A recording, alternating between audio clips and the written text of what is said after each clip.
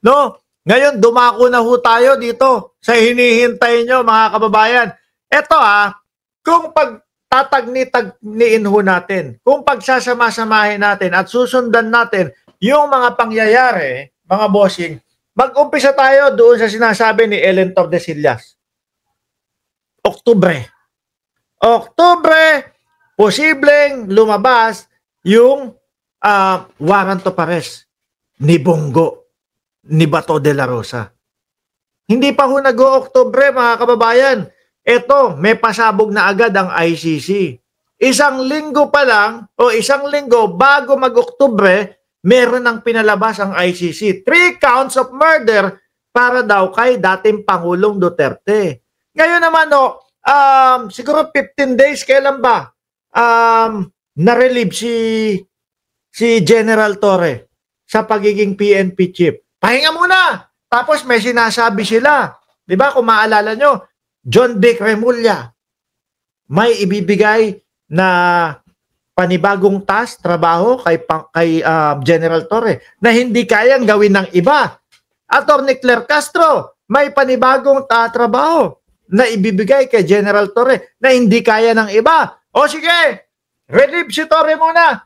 Pagpahingahin nyo yan.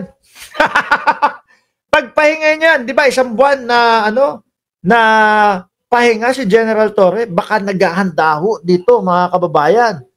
Kung pagsusundan-sundanin natin, Oktubre, eto na nga ho, isang linggo bago mag-Oktubre, inilabas na 3 counts of murder para kay dating Pangulong Duterte. At yung mga nagsasabi ng mga DDS, akala ko ba daan-daan, akala ko ba libo, ganito, ganyan. Bakit tatatlo lang yan? Baka hindi kayo nakakaintindi. Sa isang laman yan, nasa 15 hanggang 20 yung taong biktima. Di ba? Umabot nga po ng ilan ba? 70 kung hindi ako nagkakamali doon sa numero. Baka eto na ho yun. It's either si Chabit. Kasi tingnan nyo, malalaki talaga, mga kababayan, yung mga lumalabas na mga pangalan. Di ba? Chabit. Yung mga din yan, yung mga proyekto sa gobyerno din. Tapos ito, mga bilyar naman ho. Di ba? Tapos ito, ICC naman ngayon. Pahinga ka muna, General Torre. No? Relax ka lang. Kaya ho ngayon, hanggang ngayon, nananatili naman po na nakasuporta si General Torre sa ating Pangulo. Baka ito na nga po yung sinasabi na malaking trabaho na hindi kakayanin o hindi kaya ng ibang pulis. Subok na si General Torre. Hanapan po ng heartbeat ng daga, hanapan po ng heartbeat sa ilalim ng kanal. Tiyaga po yan. Na-aresto. Successful ang pag-aresto. Kaya dating Pangulong Duterte, sinalubong sa eroplano. Successful. Ayun. Nandoon na din. Sabi ni Preciosa Serafino, ay inunahan ng bakasyon dahil malamang mapapasabak si General Torre sa bagong assignment niya, Sir Mark. Oo, posible ho, mga kababayan. Basahin ko sa inyo to, ha? 3 counts of murder, wala palang S. Read, International Criminal Court prosecutor have formally charged former President Rodrigo Duterte with 3 counts of murder in connection with the alleged extrajudicial killing committed during his presidency and his term in Davao City.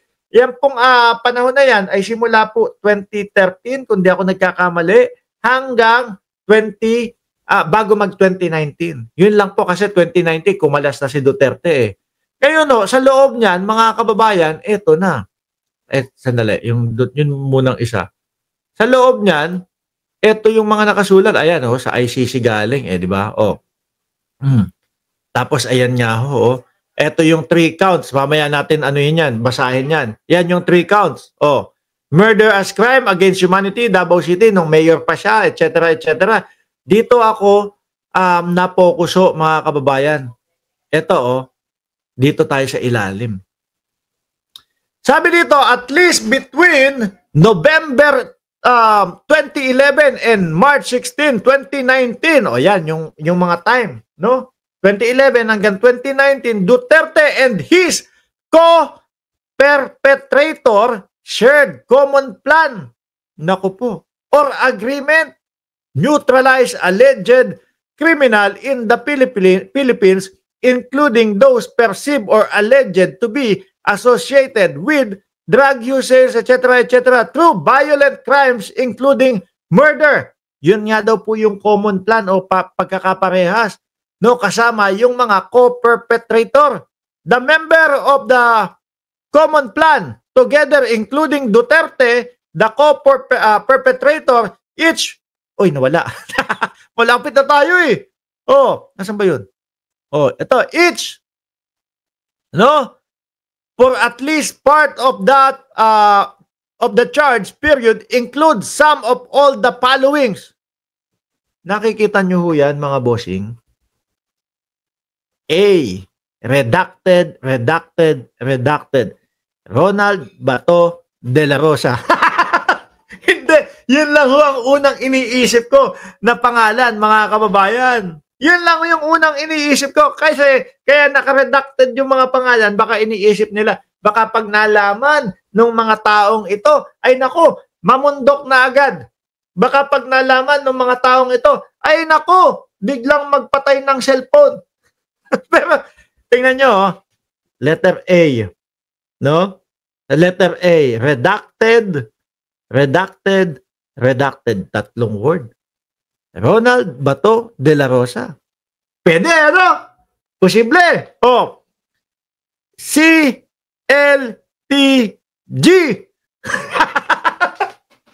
Alam nyo, lagi ko kasing nakakalimutan eh. Lagi kong nakakalimutan, mga kababayan, yung meaning ng CLTG. Posible din. Clarence ba yung Clarence? Christopher Lawrence, tapos Tesoro, go! Posible. Ano po? Kung sa bagay, ayan na nga, kinokomento nyo na.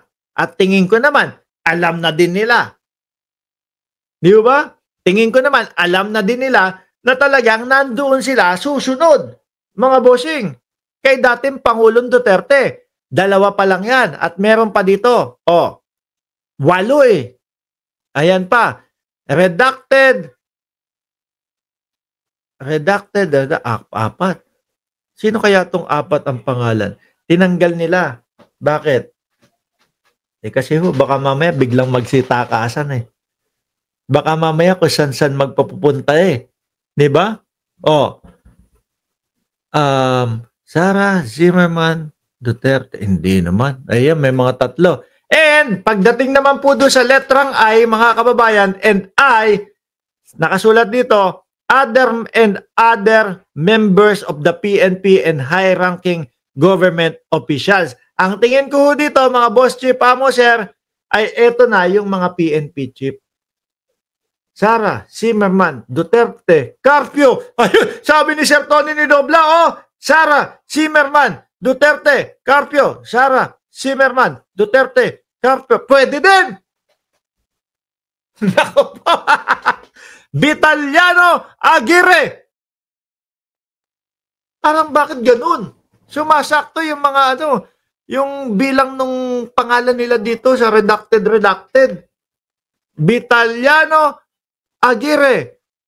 Oscar Albayalde. Feeling ko nandito yung Oscar Albayalde. Yan, no? And other members nung sa letrang I. Kasi from A to H mga pangalan eh. No? Tapos, nakasulat dito sa dulo ng H, and other members of the PNP and high-ranking government official. Tingin ko yung Albayalde nandito kasama sa letrang I. Kayo naman, tinatakot nyo na naman si Bato de la Rosa. Hindi na naman mapapakali yan. Di ba? Sunod-sunod, saktong-sakto, mga kababayan. Tapos pinagbakasyon si Torre, nagbabakasyon, nagpapahinga. Aguirre, kawig ni Marcoleta. Uy, ikaw, JJ Barco, sabi mo kay Marcoleta. Di ba? Sabi pa dito, during the mayoral period, Duterte, tapos, nung mayor pa siya, Duterte, tapos tinanggal yung pangalan. Kasi si Duterte, si dating Pangulo, nandyan na. Di ba? Si dating Pangulong Duterte, nandyan na ho. So, linagay na nilang pangalan. During mayoral period, si Duterte at si redacted, baka yung lagi niya kasama, si Bato. No? And the above mentioned, yung nasa taas, law enforcement official use police from Davao City and non-police hitmen together. Baka hindi kaya Las Cañas to? No? Hindi kaya Las Cañas? To kill alleged criminal by means of their blah blah blah blah blah blah blah. Naku. Kasi nung binalita ho ito kahapon, mga boss chief amo sir, nakapokus lahat eh. Nakapokus lahat doon sa mga doon sa mga sinasabi, tatlo ang kaso. Sabi, nako, eto na. Sabi ni Ricardo Cristobal, tumigil ka na, baka hindi na mahuli si Stone kasi sasakit sa pusa. Tingnan natin bukas, nasa hearing ho yan, mga kababayan. Sa hearing po ni Senator Ping Lacson, si Tobas, no? Siguro palingon-lingon. Ay hindi. May shield naman daw. No, may shield naman ho si Tobats, mga kababayan. Kumbaga sabi ni ano pangalan nito? Nako po, paano siya si-shieldan nun? Parang hindi ko na nakikitang nagsasalita. Si Cheese. 'Di ba? Sa abot ng makakaya sa legal na paraan ay tutulungan si Senator Ronald Bato de la Rosa. Paano tutulong yun? Hindi ko na ho nakikitang nagsasalita, hindi ko na ho nakikitang nagpe-press con. Minsan niya iniisip ko baka lumabas na ng bansa yun eh. Minsan iniisip ko baka sumama kay Hart. Nag-passion show. Kasi ang balita ho, sabi, si Saldico daw ho, nandoon na sa Portugal. Di ba? Paano yan? Tapos hindi na Senate President si Chis Escudero. Naku po. Mukhang tagilid talaga itong mga ito. Ang mangyayari ho niyan, mga kababayan, nilabas na ito. Ipinablik na ho. Di ba? Ipinablik na. Ngayon, tatagal ng isang linggo para sa makipag-usap na naman. Ito na naman ho, papasok na naman ho yung Interpol. Papasok na naman yung Interpol. Kasi kakausapin na naman sila ng ICC. Interpol, ganito, pakitulungan mo naman kami na arestuhin itong mga ito. Kasi wala kaming jurisdiction sa Pilipinas, ang ICC ang Interpol, konektado sa kanila. Okay, sige, ganito. Ngayon, makikipag-usap ang Interpol sa Pilipinas, doon sa PNP. Naalala nyo? Nung tinulungan namin kayo, hulihin si Alice Guo, ibalik sa Pilipinas. Hulihin si pangalan nun, si Cassandra Leong, ibalik sa Pilipinas. Naalala nyo si Tebes? Ibinalik din namin sa Pilipinas. Ngayon, ito, may warrant of arrest kami dito sa mga tao na ito. No? Tulungan nyo kami na arestuhin. Tapos feeling ko matatapos na yung isang buwan na pahinga ni General Torre. Nako, fresh na fresh ho yan.